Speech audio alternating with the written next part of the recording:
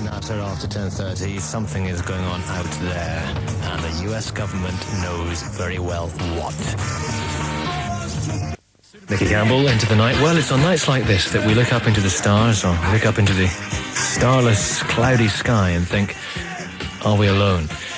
My special guest is Bob Oeschler, investigations analyst, ex of NASA, and Bob has an extraordinary story which he's about to tell about aliens and alien craft and governmental cover-ups. Bob, how long were you with NASA? I was with NASA in the mid-'70s, working on several projects, including the Apollo-Soyuz test project. I worked on the docking collar that mated the two craft. I also worked on the International Ultraviolet Explorer, several deep space projects, and some Department of Defense projects. And in the end, you've left and you've sort of come out of the UFO closet, if you like. Well, I don't know if you call it UFO closet, actually. But is it not rather embarrassing for your ex-colleagues in the light of what you've said about alien retrieved craft and so forth, that you've spilled a few beans that, were I to believe your story, they would have wanted to keep in the can? Well, that's partially true, but from what I got, you see, I ended up getting guidance. I was called in because of my expertise in remotely operated airborne robotic systems to evaluate some activities that had been recorded on video films. There was some rather extraordinary physics. In fact, it appeared as though the objects were violating the laws of physics as we know them. Hang on, NASA called you in to analyze these video films? No, I wasn't called in by NASA. I was called in by an agency in Washington, D.C., a couple of different agencies, in fact, that had been addressed. One was the Department of the Navy. Had you left NASA by this point? Yes, I had. Right. And I was asked to utilize the facilities of the NASA facility at Goddard Space Flight Center to review some of the video films that had been recorded recently. By whom? Actually, the first one was recorded by a custom builder who happened to see an object flying around behind the high school, behind his home in this little town of 5,000 people down in the northwest panhandle of Florida. And I had the opportunity to spend a good bit of time, 5 months, in fact, doing an analysis at the Goddard Space Flight Center in Greenbelt, Maryland. Courtesy of NASA? Yes. They gave me the operational facilities there to use for the analysis process. So they're not greatly embarrassed by the fact that you're looking into alien life forms and so forth? Well, no. Well, they didn't really know what it was. In fact, they probably were hoping that I was going to be able to discover that this was some kind of a hoax, that, somebody had made a radio-controlled model or something like that. But that's not what you discovered? No. In fact, an optical physicist with the Navy was the one that really initiated the interest in getting an analysis done, because he was observing some things that he couldn't quite explain. So I got involved in the project, and extraordinarily enough, we were able to determine that there was absolutely no possible way this could have been a model flying around. This thing was exhibiting capabilities of extraordinary direction reversals at slow speed, but with no deceleration or acceleration. How did NASA react to your findings? Your investigation? They didn't have a reaction. There was never any official reaction. They were just more or less bystanders and interested in the results. Mm-hmm. What we later discovered is that as a result of that, I had sought guidance from the highest levels of the United States intelligence community, in particular Admiral Bobby Ray Inman, who was the head of the National Security Agency, Deputy Director at CIA, a host of other top intelligence posts, and a technologist. And so there was a sort of a camaraderie just established from that. He had informed me in a documented recorded telephone conversation, inadvertently recorded actually, that the United States government had possession of extraordinary hardware in operational condition that was of non-human origin and manufacture. Of course, the popular term is UFO. And you've seen them? I have indeed. We're going to find out about that in a couple of minutes. I'm going to play a record first. Here's David Bowie, Loving the Alien. Oeschler is with me, ex of NASA investigations analyst. We've got to the point, Bob, in your story, and you're only in the UK on a flying visit. You came on a plane, not a UFO. Right, we had to leave the disc in the shop. Time to change the oil every 55,000 miles. But you're deadly serious. This isn't a wind-up, is it? This isn't a hoax. Right. You're going to come to some of the technology of it later on, and it's absolutely riveting. You've seen, you say, retrieved craft. What was the expression you used? Hardware. Operational hardware, right. You've seen this. In whose possession was it? I've seen it in both situations. I've seen it where they were being piloted and guided by presumably non-human pilots. They clearly were not remotely operated vehicles. So, have you seen it in U.S. governmental care? Yes. And I've talked to a number of test pilots who have worked on the projects and test flight programs, worked with what you might call mechanics, who are actually physicists, who worked on propulsion systems related to the vehicles. And they report some rather extraordinary findings. How close did you get to one of these things? I've been within about 200 feet. Is about the closest I've been to them. Why no closer to Well, it? in the case of vehicles that were operated by non-humans, it was surprising that I was able to get that close, because I certainly didn't have any control of that situation. And in the case of U.S. military Yes, that's what I'm talking and about. intelligence, due to a variety of security and safety restrictions, really. Were they not extremely guarded about this operational craft, even given the fact that you were an official in certain ways? Were they not extremely guarded and nervous that anyone was seeing it beyond a chosen few? Well, again, we do have it on record that these issues are covered under national secrecy laws. However, there's somewhat of a dichotomy that exists here. Yes, the technology is highly classified, but the issue of the vehicles themselves, of the presence of the intelligence species behind them, is the subject of an indoctrination program, especially in the United States, but it's also worldwide, I've found. Studies had been conducted back in the very late 50s, paid for by NASA actually, is conducted at the Brookings Institution in Washington, D.C., regarding the implications of a confrontation with an extraterrestrial culture, whether or not this information should be withheld from the public, what the outcome would be. It's fairly shattering. It shatters many illusions. Well, it does shatter, moral, especially in areas of theology, ethical, the whole bit. Yeah, exactly. Especially in the economic arena is what, of course, the biggest concern was. So as a corollary to what you're saying, why were they not extra careful that people like you didn't wander in and have a look, which you evidently did, and come over and talk about it on radio shows and television shows, which you evidently are? Well, because in effect, I end up wittingly or unwittingly playing a part in their indoctrination scheme. The idea is that in order to solve the problem of the chaos created by public disclosure, it was determined back in the late 60s that the solution to avoiding chaos was a slow, long-term indoctrination program. They got involved, the intelligence community got involved in development of films like Close Encounters of the Third Kind and E.T. So briefly, what is your role in this? Why are they quite relaxed about the fact that you're talking like this? And you talked about security regulations. Presumably you're breaching all of those. Why are they relaxed about it? Well, again, it's like I say, is that there is, in fact, an indoctrination program, and I'm essentially playing a part of that. You're a drip feed. You could say that. I mean, the difference would be you can either have lunatics running about talking about aliens and extraterrestrial spacecraft without any basic background knowledge to what they're talking about and just speculating wildly, or you could have somebody who actually knows something about it, or several people who know something about it, to set the record straight and to provide that information. Right. Let's have some more music, and I'm going to find out more about this alien craft, these alien creatures, why they're here, what sort of deal is going on between them and our governments, and all sorts of other things which I think you'll find very intriguing with Bob Oeschler after this. So you were within 200 feet of this alien craft, Bob, which you say was a retrieved craft in operational order. What did it look like? Well, again, I don't know that I could say that it was a retrieved craft. As far as I'm aware, it just as well could have been given to us. I mean, it certainly wasn't shot down. It could have been provided. Maybe there was a barter arrangement or something. A barter arrangement. I'm going to write that down so I come back to that. Barter arrangement given, because that strikes an interesting note. What did it look like? Well, it was about a 30-foot diameter disc-shaped craft, had a sort of a small dome around the center portion.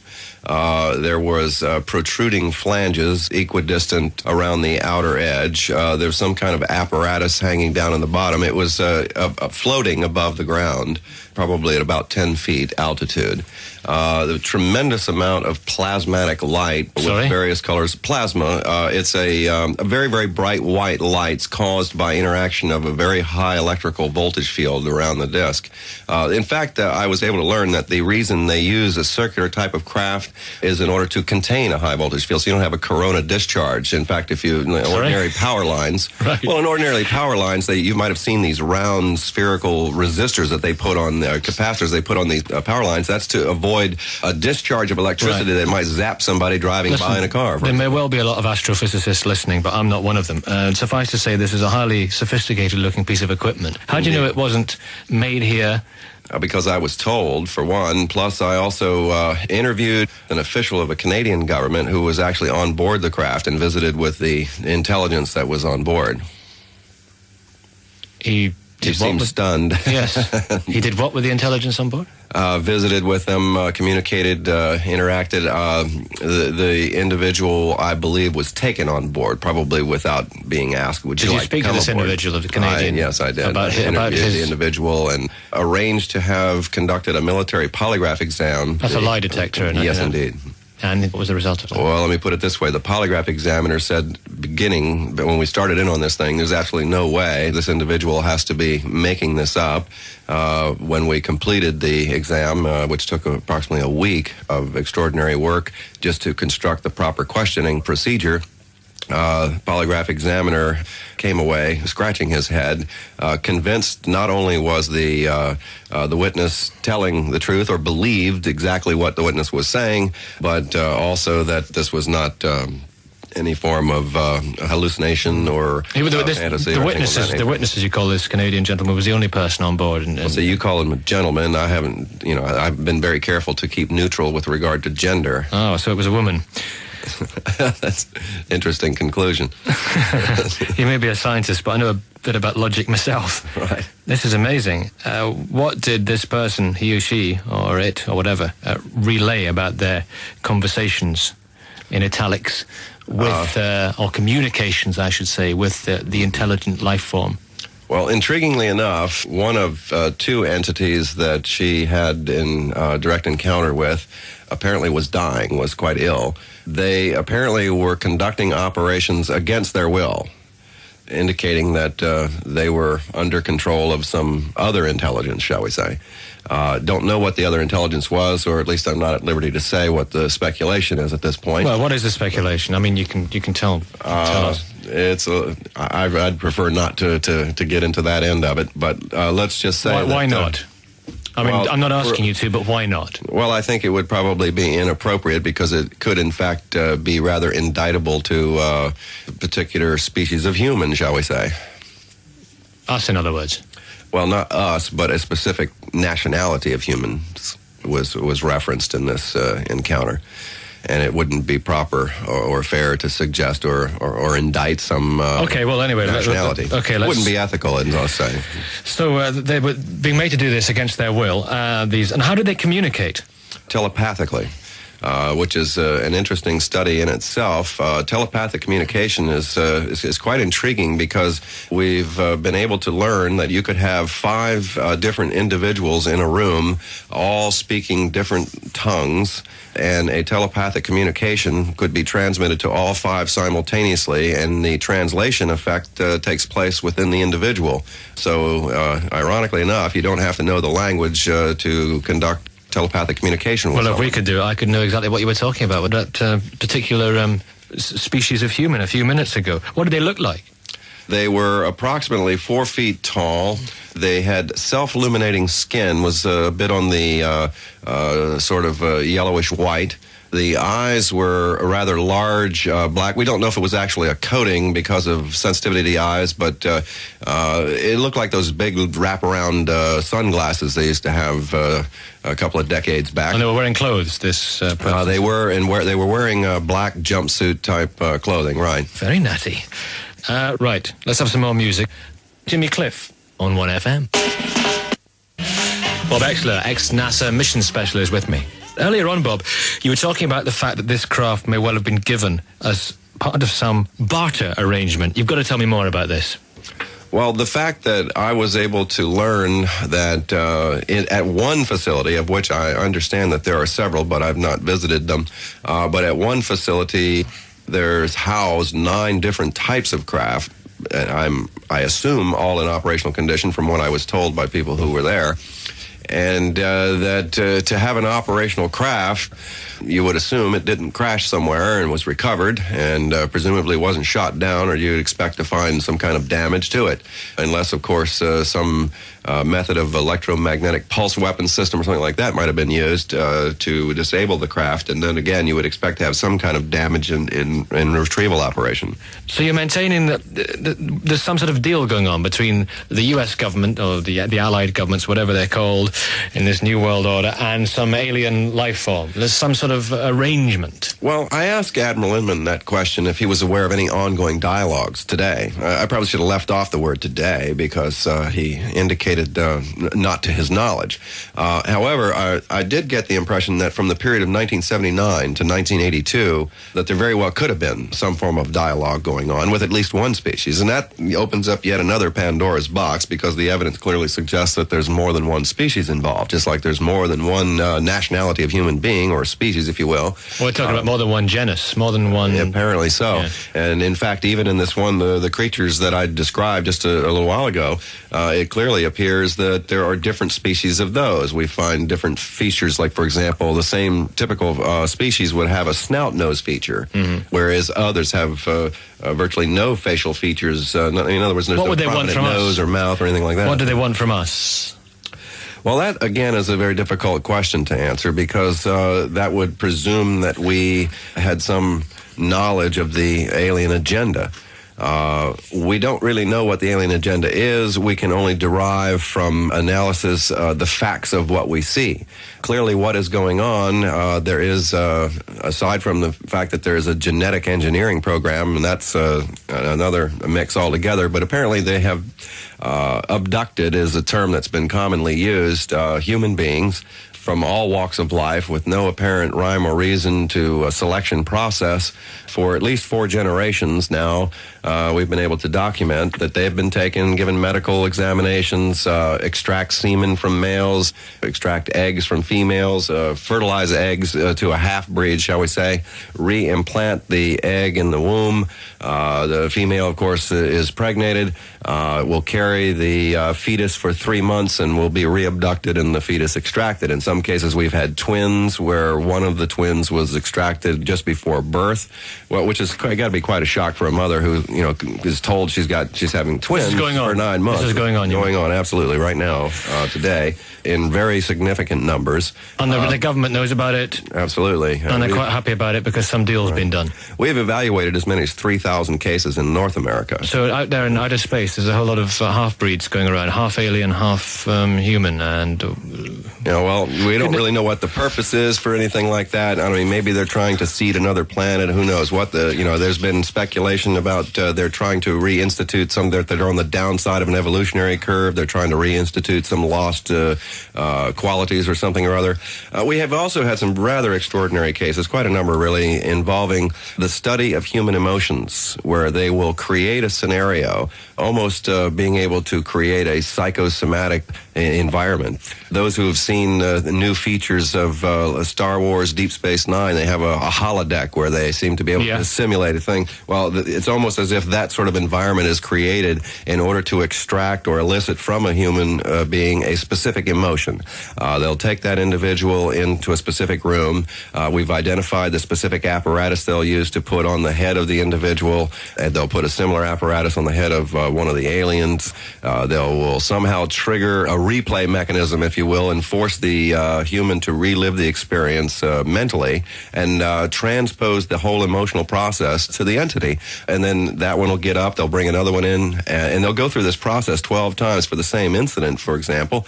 And it's kind of remarkable, because one might assume, well, gee, with all this kind of technology, you'd think they have the ability to do a multiple memory dump or something or other, but that's clearly not, those aren't the facts of what we're getting in these cases. Blimey.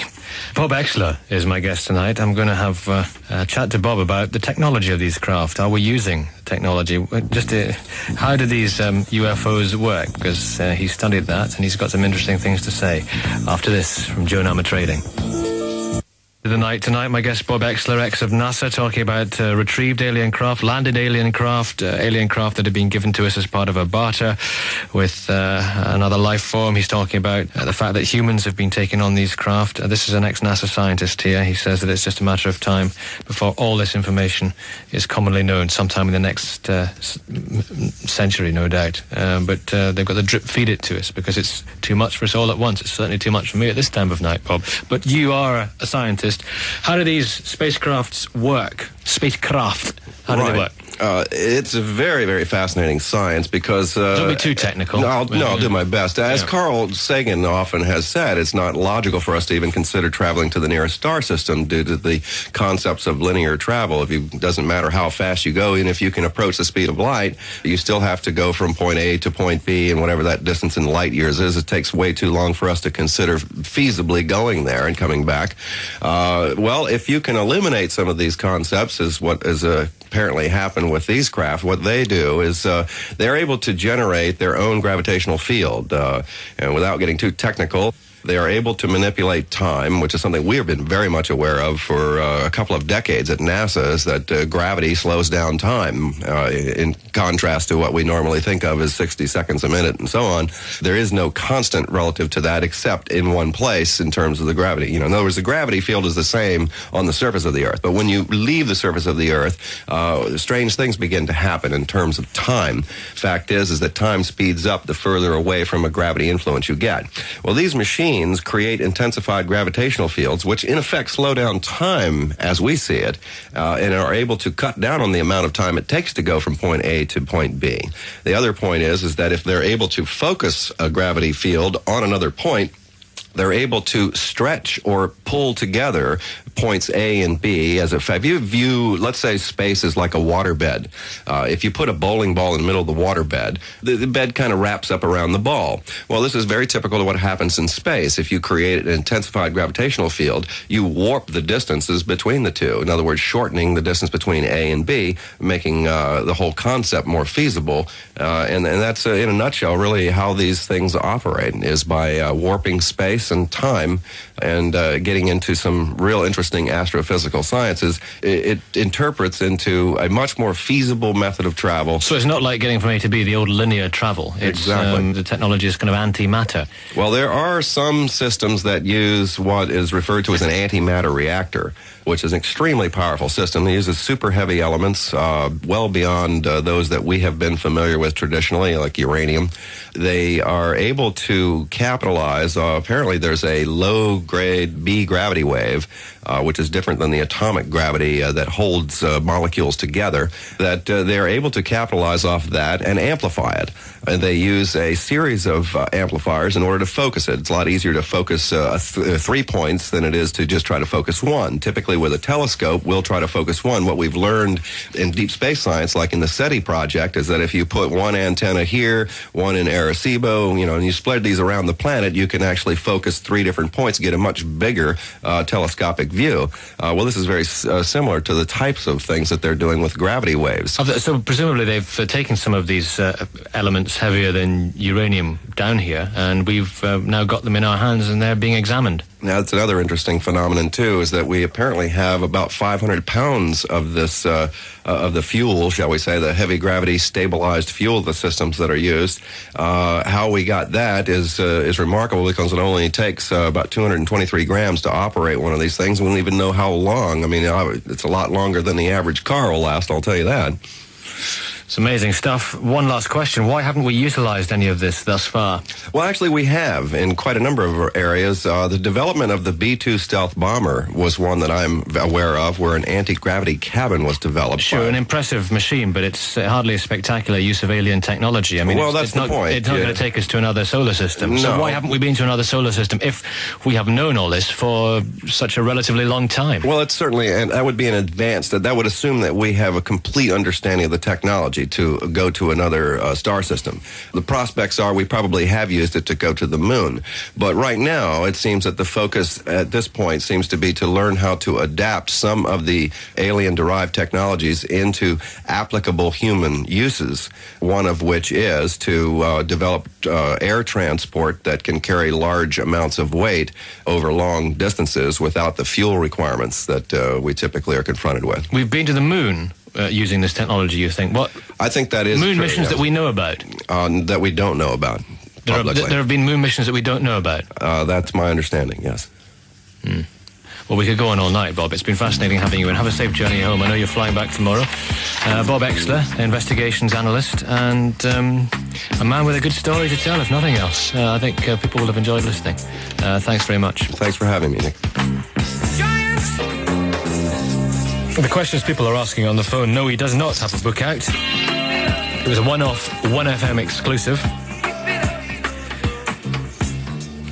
Because of the fact that Timothy Good has a good relationship with this program, who's a British expert on UFOs, and I have a good working relationship with Tim, and Tim put me on to Bob Oeschler. Bob Oeschler is an associate of his, obviously, and Tim, as a favour, said, look, he's in the country, he's seeing me, he's on a private visit, but if you want, I'm sure your listeners would be interested. I said, you bet. And so Bob was on the show, and he wasn't paid for the interview. He's not some charlatan going around taking money, whatever you think about it. A good old yarn, and he definitely is, I can verify, he's an ex-NASA scientist, and thanks for all the calls, a tremendous amount, as there always are on these occasions. Walking on the moon,